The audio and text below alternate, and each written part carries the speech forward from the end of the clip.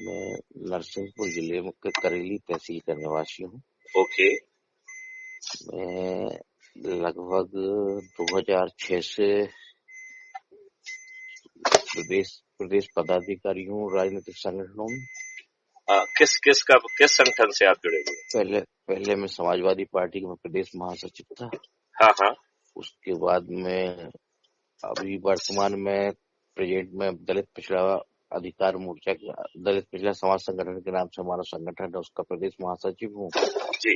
बीच में जागो हिंद संगठन सामाजिक संगठन था, उसमें भी राष्ट्रीय कार्यकारिणी सदस्य और युवा सभा का प्रदेश महासचिव राष्ट्रीय महासचिव था। अच्छा। अभी ये अपना मानव अधिकार परिषद मध्य प्रदेश उसका प्रदेश उपाध्यक्ष हूँ वर्तमान में। अच्छा, आपको नहीं लगता है कि हम जो संस्थाओं से जुड़ते हैं कहीं ना कहीं पदनाम और उन सब चीजों से हमारा ज्यादा ताल्लुकात रहता है? एक अच्छी व्यवस्था स्थापित करने के लिए हमें संघर्ष करना चाहिए, क्योंकि ये सोच किसी की नहीं है। जो भी नई पार्टियां बना रहा है, जो भी संगठन बना रहा है, जो भी एनजीओ बना रहा है, संभवतः उसकी सोच कहीं ना कहीं ये है कि हम अपने आप को राष्ट्रीय अध्यक्ष कहें, एक अच्छा सा विजिटिंग कार्ड बन जाए, एक लेटर हेड बन जाए। क्या आपको नहीं लगता है कि बहुत सारी जगह ये छोटी सोच जो है हमारी सभी समस्याओं का कारण है? क्या सोचते हैं? जी ऐसा तो है, मगर आज मतलब मैं कहना नहीं चाहिए आपको इस टाइप से, क्योंकि आपके उसमें मैंने ट्रू कलर वगैरह और कुछ सारी कर लिया है, मगर आप तो नहीं कहना चाहिए। मगर कभी भी आप कोई काम करने जाते हैं तो बगैर उसके सामने वाला दबता भी नहीं है, पद कोई ना लिखा हो आपके नाम के साथ। हाँ हाँ हाँ। ये नहीं, काम करने में आपने बात ठीक कही और आपने बड़ी संवेदनशीलता के साथ बात कही। और ये क्या हो गया, ये तो एक कुछ तो गड़बड़ है। अच्छा, एनीवे, तो कुल मिला के मतलब मेरा आपकी भावनाओं को आहत करने का या आप इतना बड़ा काम कर रहे हैं उसको छोटा करने का मेरी नीयत बिल्कुल नहीं थी, राइट? नहीं मैं उस हिसाब से नहीं, मैंने आपने जो बोला मैं उस हिसाब से मैंने आपको नहीं, बताया मैं दूसरे ढंग से कह रहा हूँ। मैं दूसरे ढंग से कह रहा हूँ, क्योंकि जैसे अपन ने एज्यूम करिए कि एक पॉलिटिकल पार्टी बनाई, राइट? जी पहले तो उसके कैंडिडेट कोई जीतेगा नहीं। जी यदि आप एक दो कैंडिडेट आपके जीत भी जाते हैं, तो जब जी तक कि आपको उस चक्रव्यूह के भेदन का पूरी कला के साथ यदि आप नहीं घुसे हैं, जी तो कुछ नहीं होने वाला है। जी क्या सोचते हो आप? बिल्कुल सही है। मतलब कहीं ना कहीं हमें उस भेदन कला का भी जो है ना उपयोग करना पड़ेगा, नहीं तो हमारा कोई अचीवमेंट नहीं हो पाएगा। बिल्कुल सही है। तो मुझे लगता है कि मालूम नहीं, आपने नाम क्या बताया है? बाबूलाल सोनी। अच्छा, तो बाबूलाल जी, मेरा कहना ये है कि यदि हम समस्या की जड़ पे जाएंगे तो बदलाव कर पाएंगे, जी नहीं तो हम जो है ना सिम्टम्स को हैंडल करेंगे और कहीं नहीं पहुंचेंगे। क्या इस बात से कुछ आप सहमत हैं? हाँ ऐसा तो है, बदलाव की तो मांग रहा है अभी समय। नहीं, लेकिन बदलाव क्या मांग रहा है, बदलाव का कारण क्या है, हम कहाँ फंसे हैं, हमारा स्टेटस कहाँ है, और ये बदलाव हम कैसे ला पाएंगे, इसके बारे में जब तक हमारी सोच नहीं होगी तब तक हम उस बदलाव का आधार नहीं बन सकते। ये बात आप मान रहे हैं क्या? जी ओके। तो इसके लिए मुझे बाबूलाल जी लगता है कि सबसे पहले जो चीज समझने की जरूरत है वो इस बात को समझने की जरूरत है कि जो भी आपको जिस संगठन में जोड़ रहा है वो अपना नेटवर्क करके अपनी दादागिरी स्थापित करना चाहता है। मतलब उसकी सोच क्या है ये बहुत जरूरी होना चाहिए, राइट? और वो, और देखा जाए चाहे ये धर्म हो चाहे जाति हो, ये ऑलरेडी भटकी हुई चीज है, क्योंकि हाँ जो अपनी ओरिजिनल प्रक्रिया थी जी उसमें जो जातियां थी वो कार्य के आधार पर पैदा तय होती थी। मतलब इसका मतलब ये है कि आप जो है जो कुछ भी काम जो करेंगे काम कर रहा है उसके उस आधार से उसके जातियां हिसाब से मिलती आपकी जाति होगी। तो सभी लोग शूद्र पैदा होते थे। यदि वो ब्राह्मण तुल्य काम करेंगे तो वो ब्राह्मण कहलाएंगे, जी और यदि वो छत्री का काम करेंगे तो छत्री कहलाएंगे, यदि वो व्यवसाय करेंगे तो वो कहलाएंगे, है कि नहीं? तो लेकिन इन स्वार्थी लोगों ने उसे जन्म से जोड़ दिया, ठीक है ना। और जन्म से जोड़ने के पीछे उनका स्वार्थ ये था कि कर्म से तो हम बेकार हैं, जन्म का जो है ना इनकेस करके अपना उल्लू सीधा करें, मतलब उल्लू सीधा करना मकसद था। जी ये बात आप कुछ समझ रहे हैं, जी जी ठीक है ना। तो अभी भी जो पार्टियां बन रही हैं, जो संगठन बन रहे हैं, उनके जो पदाधिकारी हैं कहीं ना कहीं अपना उल्लू सीधा करना आज भी उनकी प्राथमिकता ही है। बिल्कुल बहुत सही। सारे लोग अपनी गाड़ियों में स्टिकर लगा लिया प्रेसिडेंट सो एंड सो, बस उनका यही मकसद है कि हमें एक प्रेसिडेंट वो मिल जाए, या हमको एक विजिटिंग कार्ड में लिखने के लिए मिल जाए, या लेटर हेड बन जाए, जिससे वो चौधराहट के साथ अपनी बात कह पाए और उनके जो छोटे मोटे काम हैं वो होते रहे। क्या आप इस बात से सहमत हैं कि मोटे मोटी जो है यही सब कुछ हो रहा है ग्राउंड पे? जी हाँ, 90%, 99% तो यही होता है। केवल हो रहा है पद तो केवल आदमी लेते इसके लिए, केवल विजिटिंग कार्ड और गाड़ी में लिखवाने के लिए ही पद लेता है, काम कुछ नहीं करता वो पद लेने वाला नहीं, व्यक्ति। क्योंकि वो उसका सोच का हिस्सा नहीं है, और शायद उसकी सोच भी नहीं है, उसकी बुद्धि भी नहीं है, तौर तरीका भी नहीं है। क्योंकि जब वो पद को ले रहा है उस समय भी उसकी दुष्टता पद को लेने की होती है। जी क्यों बाबूलाल जी? जी तो अब अपन थोड़ी देर के लिए चर्चा करते हैं कि हम गुलाम हैं। तो क्या आप ये मानने के लिए तैयार हैं कि आज भी आप गुलाम हैं? 100% मानता हूँ, इसलिए मैं इन तो सब आज आप संगठनों के किसके द्वारा गुलाम काम हैं करता बाबूलाल जी? आप किसके गुलाम हैं आज? हूँ। शासन के गुलाम है और किसके गुलाम है। इसको शासन ना कहें, थोड़ी देर के लिए अपन इनको काले अंग्रेज कहें, ठीक है जी ना। जी देखो, पहले गोरे अंग्रेज थे, जी है ना, उन्होंने बदमाशी करके धीरे धीरे अपना प्रसार किया, और 1857 में ब्रिटिश ने, अंपायर ने उसको अपना कब्जे में लेके अपना शासन स्थापित कर दिया, ठीक है ना। जी और नियम कानून सब उन्होंने अपने हिसाब से बनाए, जो ब्यूरोक्रेसी भी अपने हिसाब से बनाई, राइट। जी अब आपको ये जानकारी मेरे ख्याल से होगी ही कि आपको जो है कोई आजादी वाजादी नहीं मिली है, जी आपको ट्रांसफर ऑफ पावर हुआ है, जी और जी ट्रांसफर ऑफ पावर एक एक्ट के तहत हुआ है जो ब्रिटिश पार्लियामेंट में 17 जुलाई 1947 को पारित हुआ था। तो बाबूलाल जी, क्या आपको ये जानकारी है?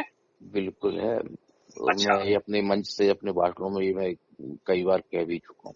अच्छा, अब आपको क्या ये दूसरी जानकारी है कि अंग्रेजों ने आपके व्यक्ति को सत्ता नहीं दी, उन्होंने अपने चुने हुए व्यक्ति को सत्ता सौंपी जो उनके काम का था? बिल्कुल, ये भी मुझे जानकारी है। अच्छा, तो उन्होंने, उनकी जो कैबिनेट मिशन आया था उसमें ये बताया कि साहब यहाँ पर सत्ता सौंपने के लिए एक जवाहरलाल नेहरू नामक प्राणी है, जो चरित्र से अपना ही बहुत ही दुर्बल किस्म का आदमी है, ये ब्रिटेन में पड़ा हुआ है, और इसको सत्ता सौंपने से हमारे सब लाभ और सब काम हो जाएंगे, जैसा हम चाहेंगे वैसा ही होगा, ठीक है ना। जी तो उसके तहत फिर देखा गया कि भाई ये तो ब्रिटेन में पड़े हुए व्यक्ति हैं, लंदन में पड़े हुए व्यक्ति हैं, कैम्ब्रिज में पड़े हुए व्यक्ति हैं, तो फिर जो है देखा गया कि इस काम को अंजाम देने के लिए किसे ढूंढा जाए। तो देखा गया है, आपको ये मालूम है कि जिन्ना, एडमिना, लॉर्ड माउंट बैटन और जवाहरलाल नेहरू एक साथ विद्यार्थी थे? नहीं, ये जानकारी मुझे नहीं है कि एक नहीं साथ है, हाँ। विद्यार्थी। तो मैं आपको ये जानकारी देना चाहूंगा कि ये तीनों एक साथ विद्यार्थी थे, राइट। जी जी आपने शायद इनके फोटो वोटो भी देखे होंगे साथ, जी जी ठीक है ना। जी तो फिर एडमना जी को खोजा गया, तो जो लॉर्ड माउंट बैटन है, जो कि राज परिवार से संबंध भी रखते थे, जी और उनको जो है लाने का निर्णय लिया गया। जी तो जब ये उनको लाने का 1946 में निर्णय लिया गया, जी उस समय जो है यहाँ के वाइस रॉय जो है, उसमें चीफ को वाइस रॉय कहते थे, राइट। जी जी जी बाद में गवर्नर ऑफ जनरल कहा गया 1947 के बाद, राइट। जी तो लॉर्ड माउंट बैटन को और विशेष तौर पे एडमिना जी को लाया गया। उस समय Lord Mountbatten Burma border पे जो है तैनात थे, तो यहाँ से लॉर्ड बॉवेल को विदाई दी गई और लॉर्ड माउंट बैटन को लाया गया, और एडमिना जी को ये काम सौंपा गया कि आप किसी प्रकार से ये सत्ता जो है नेहरू जी को सौंपवाइए, ठीक है ना। और हम चाहे गांधी कहें चाहे वो कहें, वर्किंग कमेटी में जवाहरलाल नेहरू को 0 वोट मिलने के बावजूद भी, क्योंकि 12 वोट जो है सरदार पटेल जी को मिले थे, 2 वोट जो है ना कृपलानी जी को मिले थे, और एक वोट किसी अन्य को मिला था, मालूम नहीं किसको मिला था। और इस प्रकार जो है 0 वोट पाने वाला व्यक्ति इस देश का प्राइम मिनिस्टर बन गया जी और उसको जो कुछ कहा गया उसने वो सब किया। जी। आपने क्या आर्टिकल 333 का नाम सुना है क्या? आर्टिकल नहीं 333, नहीं नहीं ये आर्टिकल ये कहता है कि जी दो जो है सदस्य एंग्लो इंडियंस जो है वो प्रेसिडेंट पार्लियामेंट में इनको नामांकित करेगा, नॉमिनेट करेगा। तो हमारे इसमें लोकसभा में 545 सीटें हैं, ये तो जी मालूम होगा आपको, ठीक जी है ना? जी जी उनमें से 2 सीट जो है इन एंग्लो इंडियन के लिए है। तो हमारा संविधान अंग्रेजों की इन औलादों को, अवैध औलादों को क्यों जो है पार्लियामेंट में इनका नॉमिनेशन होना चाहिए, इनके क्या हित हैं जिनका संरक्षण और संवर्धन हमारा संविधान कर रहा है और हमारी पार्लियामेंट कर रही है, ये सोचने का बिंदु है कि नहीं है? बिल्कुल 100%। तो हमने इन जो है अवैध संतानों को, जिनकी संख्या नपवाई गई तो कुछ शायद 216 शायद मुझे बताई गई है कि 216 लोग हैं, और उनमें से जो है सभी लेजिस्लेटिव असेंबली में एक एक सदस्य हो गया है और जी बाकी जगह जो है 2-2 सदस्य है।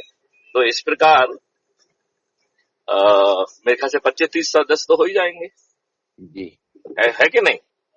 जी तो सवाल ये उठता है कि इनके लिए प्रावधान कानून में क्यों किया गया। ये दर्शाया जाता है कि हमारे जो संविधान बनाने वालों ने क्या गड़बड़ किया, कैसे गड़बड़ किया, वो सब जी चीजें सोचने की बात है। और फिर हमारे जवाहरलाल नेहरू, जिनको कि अंग्रेजों ने चुना था, उन्होंने वही सब कानून जो अंग्रेजों ने आपको शोषित करने के लिए, आपको पर अत्याचार करने के लिए, आपको तोड़ने के लिए और अपने ब्रिटिश साम्राज्य को चलाने के लिए बनाए थे, वो सब कानून एज इट इज अडॉप्ट कर लिए। आपको मालूम है?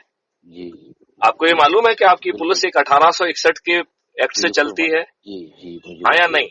जी जी मालूम है मालूम मुझे है। जी और जब भी उस 1861 के पुलिस एक्ट, 1861 का पुलिस एक्ट वो है जो फर्स्ट वार ऑफ इंडिपेंडेंस के बाद जो है ना बनाया गया था आपके दमन करने के लिए।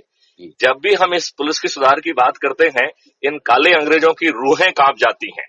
बिल्कुल क्यों? क्योंकि ये तंत्र जो है ना इनके हितों को साध रहा है और अब इन्होंने इसको पूरी तरह से कठपुतली बना दिया है। जो आप फील्ड के आदमी हैं, आप जी ये देख रहे होंगे कि आज के दिन किसी की एफआईआर दर्ज हो जाए, ये बिना नेताओं के और बिना अधिकारियों की मेहरबानी के संभव नहीं है। जी बिल्कुल ये बात मानते कि नहीं मानते हैं? बिल्कुल बिल्कुल और जो पुलिस तंत्र इतना निकम्मा और इनके ऊपर डिपेंडेंट हो गया है कि जब तक उनकी तरफ से इशारा नहीं होगा, किसी को गिरफ्तार भी नहीं किया जाएगा।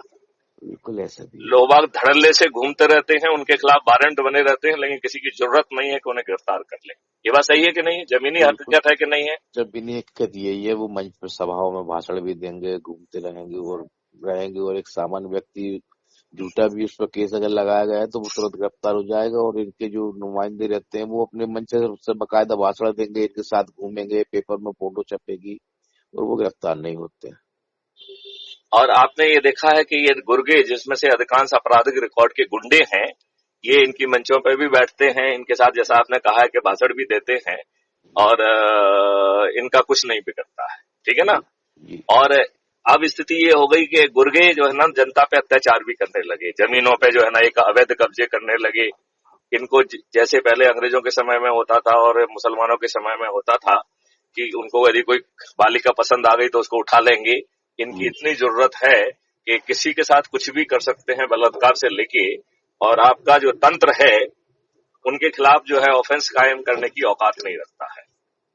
ये बात जी आप मानते कि नहीं मानते हैं? बिल्कुल बिल्कुल बिल्कुल जी कुछ लोग बाग जो है फतवा के नाम पे, इसके नाम पे, उसके नाम पे खुल्लम खुल्ला जान से मारने की धमकी देते हैं। और ये तंत्र जिसमें कि हवलदार से लेके थाना प्रभारी को सबको स्वविवेक से भी संज्ञान लेने का अपराध है, लेकिन ये बौना तंत्र जो है कोई प्रभावी कार्रवाई नहीं करता है। ये बात मानते कि नहीं जी मानते हैं? जी जी अभी कुछ समय पहले आपने जरूर सुना होगा कि एक नेता ने कहा कि मोदी जब हिमालय पे चले जाएंगे और योगी जब मठ में चले जाएंगे तो तुझे कौन बचाएगा? जी बिल्कुल बोला अभी है? हाँ तो ये अपराध है कि नहीं है? 100% अपराध की श्रेणी में है और ये अपराध को जो है पुलिस वाला स्वविवेक के आधार पर, जिसको सुओ मोटो कहते हैं अंग्रेजी में, उसे संज्ञान लेने का अधिकार है कि नहीं है? तो ये बौना तंत्र इवन अंग्रेजों के समय जो सुविधा उपलब्ध थी उतनी भी आपको राहत नहीं दे रहा है। ये अंग्रेजों के समय से ज्यादा बौना तंत्र हो गया है और इसने पूरी तरह से राजनेताओं को सरेंडर कर दिया है। इस बात से सहमत हैं आप कि नहीं है? हाँ हाँ, वो तो है। तो अब आपको नहीं लगता है कि कहीं ना कहीं, और ये जो तंत्र है जिसमें कि सब लोग आते हैं, नेता भी आएंगे, ब्यूरोक्रेट्स भी आएंगे, जुडिशरी भी आएगी, ये सब लॉर्ड बन गए हैं और आप गुलाम। जी, वो गुलाम है। और ये आप जो है, ये चाहे निर्णय ना ले, निर्णय लें, निर्णय विलंब से लें, निर्णय गलत लें, निर्णय घूस खा के लें, इनका कुछ नहीं बिगड़ने वाला है। आज की स्थिति ऐसी ही नहीं है। जी, आप ये बताइए, ऐसे कितने ढेर सारे केस आपको मिलेंगे जिसमें तो पटवारी गलत नापतोल कर देता है, गलत नामांकन कर देता है, आपकी चप्पलें घिस जाती है लेकिन नोट आपको कर रहा न्याय मैं नहीं मिलता है। आपकी आवाज कट कट के आ रही है। नहीं, आपको मैंने नेटवर्क डिस्टर्ब कर रहा है, मैं प्रॉपर नेटवर्क में हूँ। एक मिनट, मैं जो जिस एरिया में था वहां पे अब इम्प्रूव कर गया होगा। जी जी अब ठीक हो गया। जी जी जी। हाँ, तो मैं ये कह रहा हूं कि ये आपका तंत्र है, ये कुछ भी गलत काम करेगा, इसके कुकृत्यों, गलत निर्णयों से आप सफर करेंगे, न्याय पाने की उम्मीद में आपकी चप्पलें घिस जाएंगी लेकिन आपको न्याय नहीं मिलेगा। हो सकता है आपकी आगे वाली पीढ़ी को भी न्याय के लिए इंतजार करना पड़े। बिल्कुल। ये बात जमीन की हकीकत नहीं है क्या?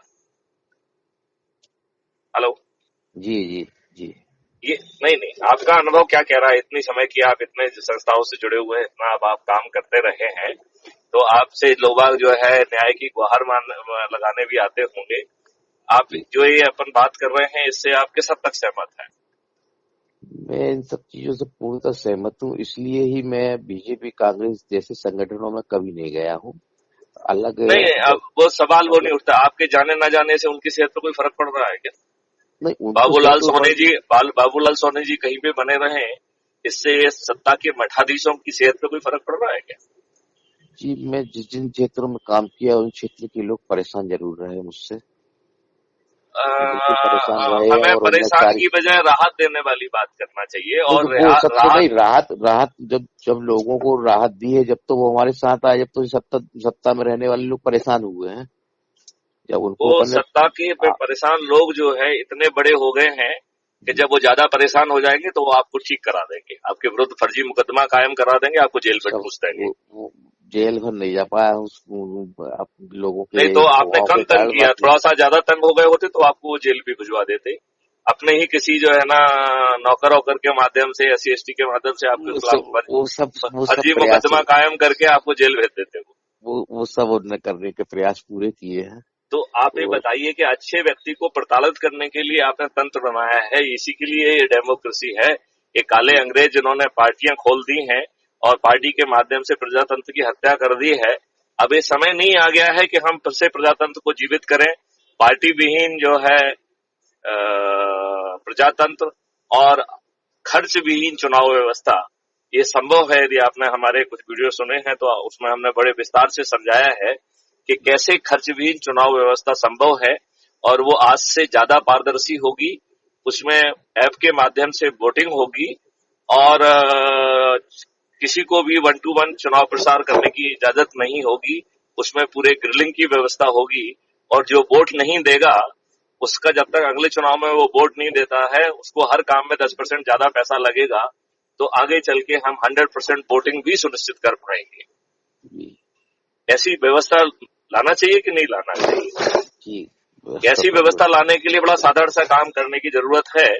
एक पीपल रिप्रेजेंटेटिव एक्ट 1951 है, उसको संशोधित करने की जरूरत है। राइट?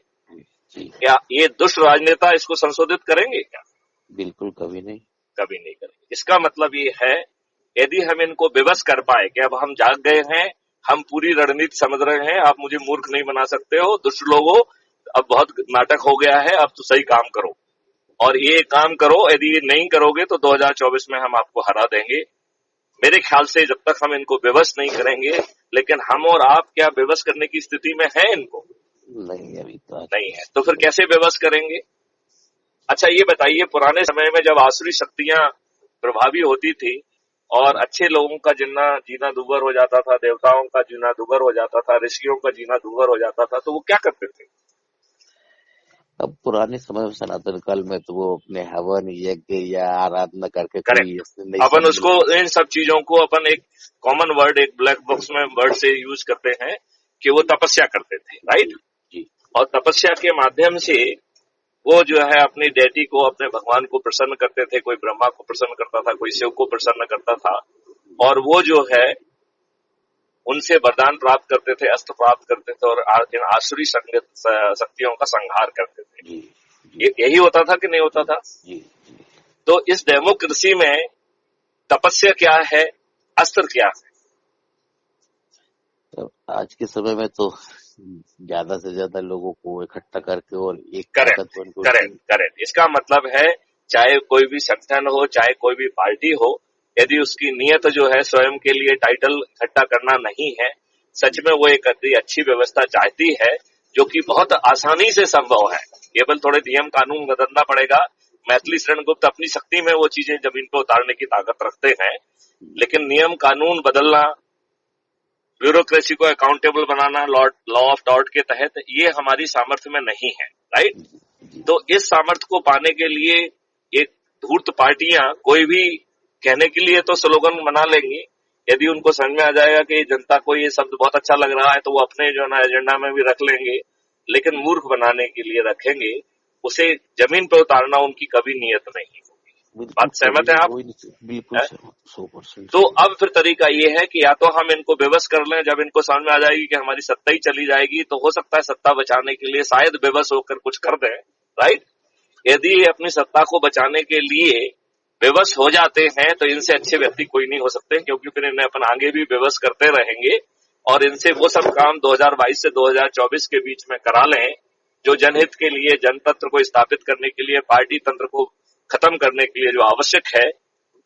चाहे वो टैक्स फ्री इकोनॉमी हो, चाहे खर्चविहीन चुनाव व्यवस्था हो, चाहे जो है अपराध मुक्त भय मुक्त अर्थव्यवस्था हो, चाहे जहर मुक्त कृषि हो, चाहे समृद्ध किसान से लेके हर चीज हो, दीर्घायु और निरोगी जो है जीवन यापन हो, वो सब चीज बड़ी आसानी से आ जाएगी यदि ये काले अंग्रेज अपनी दुष्टता को त्याग के राष्ट्रीय कार्य करने के लिए तैयार हों। और ये मैं कह रहा हूं कि ये पूरी व्यवस्था में इनको धन खर्च नहीं करना पड़ेगा, व्यवस्था धन पैदा करेगी। इन्हें डेवलपमेंट के लिए टैक्स की जरूरत नहीं पड़ेगी। आज जो पैसा डेवलपमेंट का है, इससे 4 गुना ज्यादा पैसा डेवलपमेंट के लिए अवेलेबल होगा। अंग्रेजों की व्यवस्था में आपसे टैक्स इसलिए लिया जाता था जिससे वो आपको बेइज्जत कर सके, जिससे वो आपको चोर कह सके, जिससे आपको वो जेल में डाल सके। आपको नहीं लगता है कि आज की सरकारें भी वही सब काम कर रही हैं? वो तो केवल सत्ता हस्तांतरित, सीबीआई से लेके इन्फोर्समेंट डायरेक्टरेट से लेके हर किसी का एज ए टूल यूज किया जा रहा है। जो व्यक्ति झुकने के लिए तैयार नहीं है, उसको ठीक करने के लिए। आप इस बात को मानते हैं कि नहीं मानते? बिल्कुल बिल्कुल। मुझे तो बताया गया कि कोरोना के दौरान बहुत सारे लोगों को अस्पताल में भर्ती करके मरवा दिया गया है। जी बिल्कुल। ये बहुत कठोर स्टेटमेंट है और इसकी सच में जांच की जरूरत है, क्योंकि आपको बाहर रहने नहीं दिया, उठा के आपको पटक दिया। इनके अपने हिसाब से 85% लोग जो है वो इम्यूनिटी थी, तो फिर एक परिवार के 4-4, 5-5 लोग कैसे मर गए? 85% में यदि 6 लोग हैं तो 15% के हिसाब से एक आदमी ज्यादा से ज्यादा मरना चाहिए था। इसका मतलब है जो 85% का जो जनरल लॉजिक है वो काम नहीं किया। इसका मतलब ये है कि वो लोग भी मर गए जिनकी इम्यूनिटी अच्छी थी, क्योंकि उन्हें स्टेरॉइड देके मार दिया। स्टेरॉइड के कारण उनकी इम्यूनिटी को खत्म कर दिया और फिर वो मर गए, राइट। तो हम ऐसे दुष्टतापूर्ण तंत्र में जी रहे हैं जहां पे कि दुष्टता ही सब जगह है और आपको वो मूर्ख बना के आपके वोट को कबाड़ते हैं और आप एक वोट देने वाले गुलाम हैं। इससे ज्यादा आपकी कोई हैसियत नहीं है। आप सहमत हैं क्या? जी बिल्कुल। तो इसका गुरु मंत्र अपने को क्या मिला है कि हम सब लोग अपने अपने क्षेत्र में, अपने प्रभाव क्षेत्र में संगोष्ठियां करें, लोगों को crime free Bharat YouTube channel से जोड़ें, और जैसे ही क्राइम फ्री भारत का ऐप लागू हो जाता है तो उसके माध्यम से सदस्यता प्राप्त करें। और ये फॉरवर्ड करने से काम नहीं चलेगा। हमें अपने अपने फील्ड में जो वीडियो, 1000 से ज्यादा वीडियो जो है ना crime free Bharat YouTube channel पे अवेलेबल है, जिसको जो वीडियो अच्छा लग रहा है उनको पहले से चिन्हित कर ले, एक नुक्कड़ सभा करे ना, वो करे, उसमें बड़े स्क्रीन पे उसको दिखाए और वहीं पर जो है ना crime free Bharat YouTube channel को सब्सक्राइब करे और आगे चल के जो है जब ऐप से जो है मेंबरशिप हम खोल देंगे तो उस समय मेंबरशिप भी प्राप्त करेंगे। और इस दौरान जहां हम गवर्नमेंट को बेबस करने की प्रयास जारी रखेंगे 2022 से 2024 के बीच में, यदि ये बेबस नहीं होंगे तो क्राइम फ्री भारत फिर एक पार्टी के रूप में अवतरित होगी और इस दौरान जो है वो 545 तपस्वियों और मनुष्यों को भी खोजती रहेगी। और जब हमारे साथ यदि करोड़ों की संख्या में लोग जुड़े होंगे तो बिना चुनाव प्रचार के हम अपने तपस्वियों और मनुष्यों को जिता भी पाएंगे और हम इस व्यवस्था को मूल से उखाड़ के सही मायने में आजादी देते हुए जो संविधान में परिवर्तन की जरूरत है वो संविधान में, जो नियम कानून में परिवर्तन की जरूरत है उस नियम कानून में, और ब्यूरोक्रेसी को और जुडिशरी को अकाउंटेबल और जिसका जो काम है वो निर्भीकता से करने के लिए सक्षम बनाते हुए और उसका उत्तरदायित्व निर्धारित करते हुए व्यवस्था जमीन पे कायम कर पाएंगे। आपको लगता है कि ये एक अच्छी सोच है? बिल्कुल। तो फिर आप क्या आप आज संकल्प लेते हैं कि आपके प्रभाव क्षेत्र में जितने भी लोग हैं, अब आपका ये प्रतिदिन आप कम से कम आधा घंटे इस काम के लिए लगाएंगे, लोगों के लिए जो है ना उनके नुक्कड़ सभाएं करेंगे, नुक्कड़ संवाद करेंगे और वहीं पर जो है उनको crime free Bharat YouTube channel को सब्सक्राइब कराएंगे और जब ऐप चालू हो जाएगा तो ऐप से उनको मेंबरशिप भी दिलाएंगे और ये संख्या करोड़ों में पहुंचाएंगे, तभी हम इन काले अंग्रेजों को बेबस कर पाएंगे। और यदि काले अंग्रेज अपने अहंकार में नहीं मानेंगे तो इनको नेस्त नाबूद कर देंगे। क्या आप इस काम के लिए तैयार हैं? हाँ, तैयार तो नहीं होते तो इतना समय भी नहीं देते, आपको कॉल भी नहीं करते। नहीं, बिल्कुल बिल्कुल, आपने स्वविवेक से अपने आप ही मुझे फोन किया, इसके लिए मैं आपको धन्यवाद देता हूँ। आपने कहीं ना कहीं उसमें वो शक्ति महसूस की होगी, वो ऊर्जा महसूस की होगी जिससे बदलाव की संभावनाएं बनेंगी, तभी आपने फोन किया है। उसके लिए मैं आपको साधुवाद देता हूँ, धन्यवाद देता हूँ और आपसे अपेक्षा करता हूँ कि आप क्राइम फ्री भारत के सजग वॉलंटियर के नाते जो है आज से ही नुक्कड़ सभाएं करना चालू करें, अपने प्रभाव क्षेत्र के लोगों को जोड़ें। यदि सभी लोग अपने अपने प्रभाव क्षेत्र के लोगों को जोड़ेंगे तो निश्चित तौर पे हम वह बदलाव जमीन पे खड़ा कर पाएंगे और बिना प्रचार के हम अपने 545 तपस्वियों को जो है ना जिता पाएंगे और इन दुष्ट भ्रष्ट काले अंग्रेजों को उनके ही गेम में हराते हुए उनकी जमानतें जब्त करा पाएंगे कि नहीं करा पाएंगे? तो फिर जैसे कि वो बरदाई कविराज जी थे जो कि गौरी पृथ्वीराज चौहान जो सुल्तान का जो केस हुआ था उसमें उसने बताया कि भाई सुल्तान इतनी दूरी पर बैठा हुआ है, मत चूको चौहान, और पृथ्वीराज चौहान जो है सुल्तान गौरी को मार देते हैं। ठीक है ना? तो अब समय आ गया है कि हम इस सड़ी गली व्यवस्था को, इन काले अंग्रेजों को ध्वस्त करें और एक नई व्यवस्था स्थापित करने का सूत्रधार करें।